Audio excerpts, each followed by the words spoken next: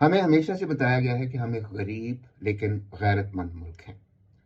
غربت ہماری قدیم ہے، لیکن اس غربت کو ماپنے کا ایک نیا پیمانہ کچھ سالوں سے مارکیٹ میں موجود ہے، جس کو غربت کی لکیر کہتے ہیں۔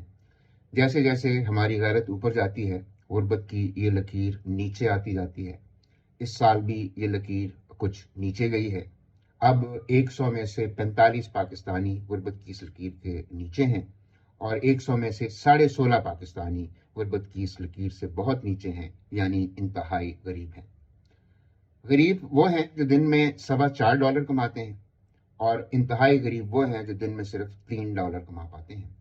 سچی بات یہ ہے کہ نہ غریب نے نہ کسی انتہائی غریب نے کبھی ڈالر کی شکل دیکھی ہے، لیکن یہ لکیر کہاں کھنچے گی اس کا فیصلہ وہی کرتے ہیں جو ہمیں یا تو ڈالر دیتے ہیں یا صرف ڈالروں میں بات کر پاتے ہیں۔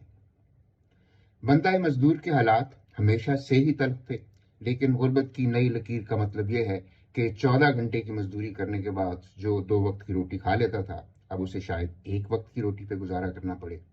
پاکستان کے ہوٹلوں میں چائے کا آدھا کپ بہت عرصے سے بک رہا تھا، لیکن اب شاید یہ آدھا کپ بھی ایک غریب اور ایک انتہائی غریب کو آپس میں بانٹنا پڑے۔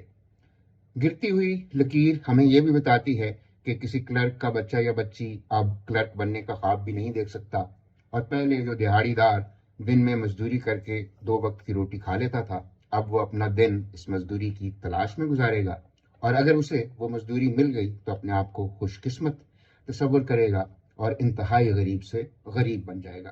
ہر سال بجٹ کے وقت ایک چھوٹی موٹی بحث ہو جاتی تھی، کبھی حکمرانوں کی فضول خرچیوں کے بارے میں اور کبھی دبے دبے لفظوں میں ڈیفنس بجٹ کے بارے میں۔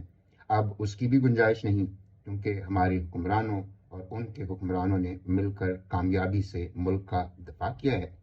اب غریب کو بتایا جا سکتا ہے کہ کیا ہوا، تم غریب ہو لیکن زندہ تو ہو، آزاد تو ہو۔ ہم امیر غریب کا فرق کو ختم نہیں کر سکیں گے، لیکن اس وقت کا انتظار کرو کہ جب یہ غربت کی لکیر اتنا نیچے جائے کہ غریب اور انتہائی غریب کا فرق ختم ہو جائے۔